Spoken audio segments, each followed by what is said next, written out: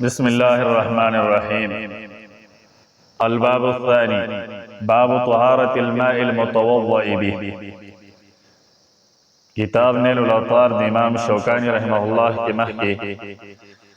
اول باب ذکر شو، پاغی کی دو حدیثونه ذکر شو. اولنی حدیث کی پاکوالی دا اوبو ذکر شو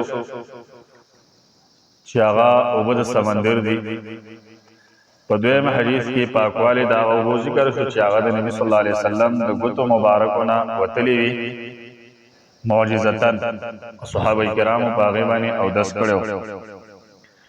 د دې ځای نه دویم باب ذکر کېږي، په دې کې ذکر کوي پاکوالی دا اوبو چې په هغې سره اودس وشي، یعنې مستعملې اوبه. نو په دې باب کې دو حدیثونه ذکر کئی. اولنے حدیث جابر بن عبداللہ رضی اللہ عنہ قال دے فرمائی جا رسول اللہ صلی اللہ علیہ وسلم، راغی نبی صلی اللہ علیہ وسلم یعودنی چی زما بیمار پرسی کولا وانا مریضون و حال دارے چیز بیمارما لا آقلو زن پویدلما پہیس چیز بانے، یعنی بیماری را باندې دومره اثر کړو چې په هیڅ باندې نه پوهېږي. فتوضأ، پس اودس وکړو نبی صلی الله علیه وسلم، وصب وضوءه علی، او واچولې اوبه د اودس خپلې علیه په ما باندې. په دې کې وروسته بیا دوه احتمال ذکر کړي چې دغه وضو نه مراد څه شی. متفق علیه. د دې روایت په صحت باندې اتفاق شوی دی. دا روایت امام احمد ابن حنبل په خپل مسند کې نقل کړی، امام بخاری رحمه الله نقل کړی دی، امام مسلم رحمه الله نقل کړی دی، بلکې دا روایت امام ترمذی هم راوړی دی. امام ترمذی وی دا حدیث حسن صحیح دی، او امام نسائی رحمه الله هم راوړی دی. نو دا روایت صحیح دی. درجه د حدیث دا چې دا روایت صحیح دی.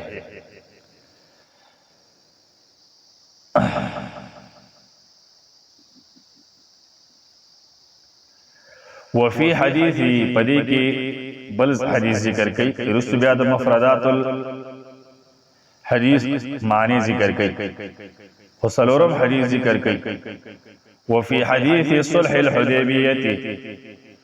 او په حدیث د صلح د حدیبیه کی دی چا روایت نقل شوه ده من روایت المسور ابن محرمتا، د روایت د مسور ابن محرمه دغرنگی د مروان ابن الحکم.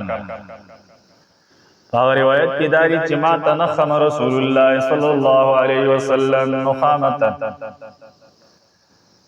تکانے نو تو پر رسول الله صلی الله علیه وسلم یو تکانے الا وقعت فی کف رجل، مگر هغه به واقع کېده په ورغوي د سړي کې.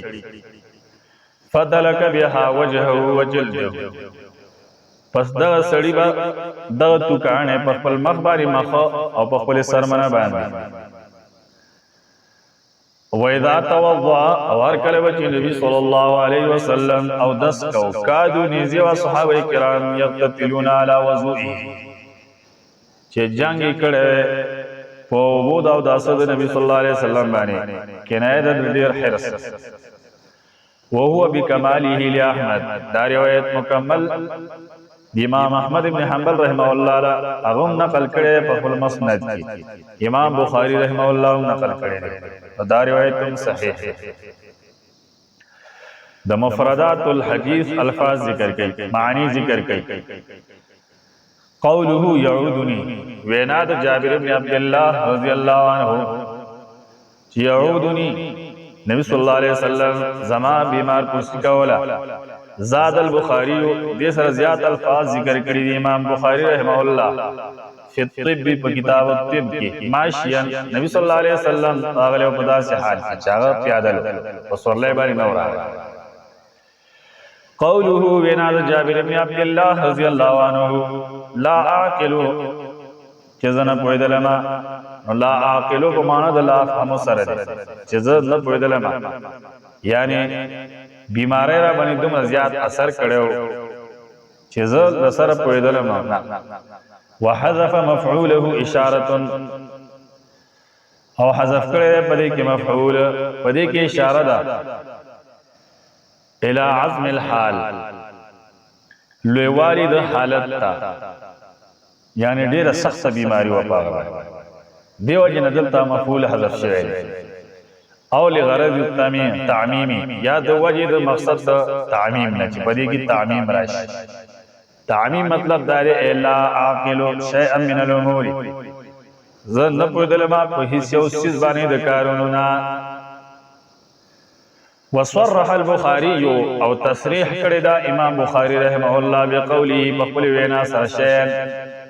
چې باغی کې شیئا ذکر کړی چې لا عاقل شیئا فی التفسیر وضاحت کی من صحیحه د خپل صحیح کتاب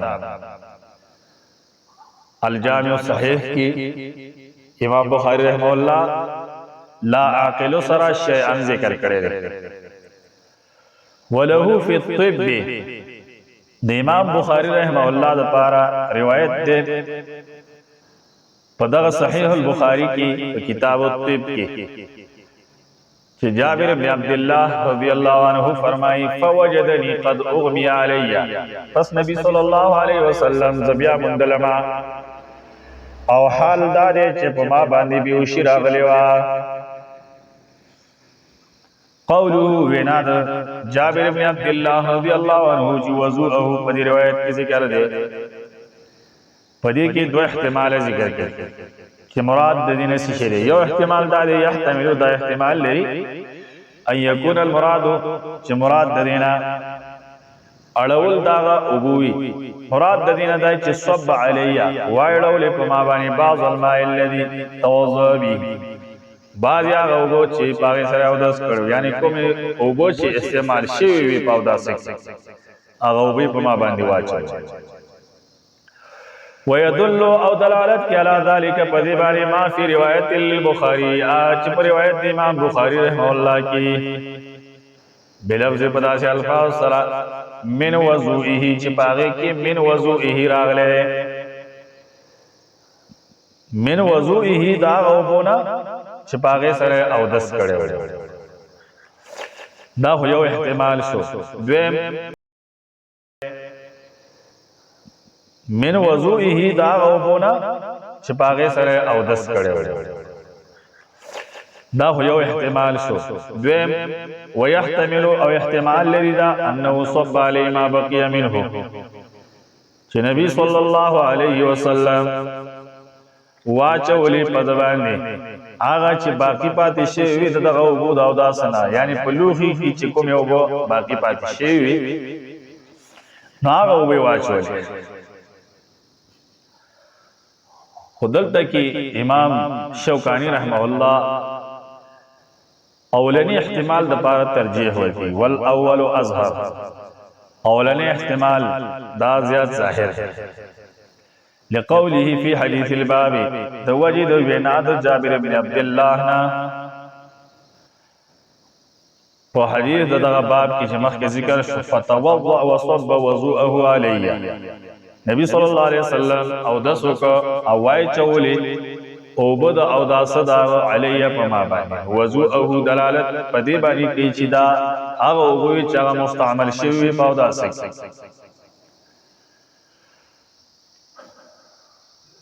ولی ابي داود ابو داود د پار روایت ته په خپل سنن کې دا روایت ذکر کړی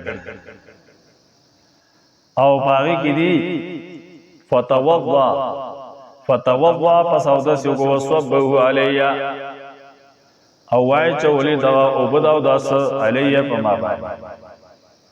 فإنه ظاهر پس یقینا دا روایت دا ظاهر دی فی پدې خبره کې ان المسبوبه یقینا اچول شوی هو الماء الذي دا غوي وقع به الوضوء چې باغ سره او داس واقع شوی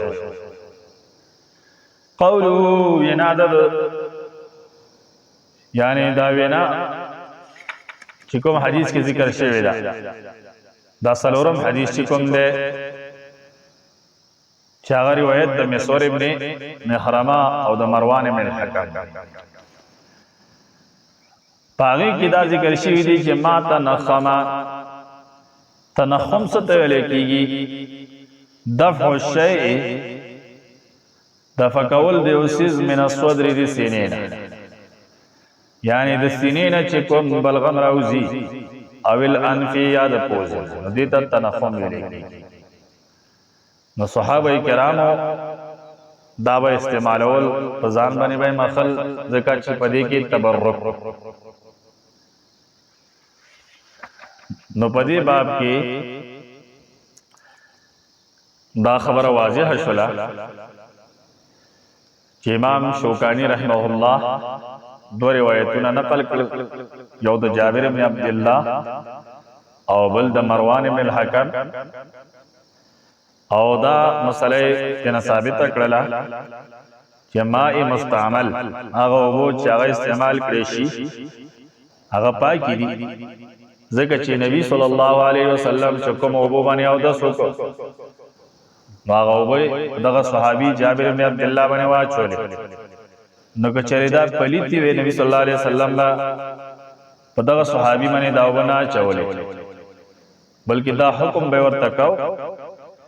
چې کوم ځای باندې ما دا اوبه اچولې دا بیا ووینځه. نبی صلی الله علیه وسلم ورته دا نه دي. نو دا مسله ثابته شوله چې ماء مستعمل دا پاکی دي، لکه فقه کې هم دا وایي چې دا پاکی دي او مطهر نه دي، پاکونکي نه دي. سبحانك اللهم وبحمدك اشهد ان لا اله الا انت استغفرك واتوب اليك.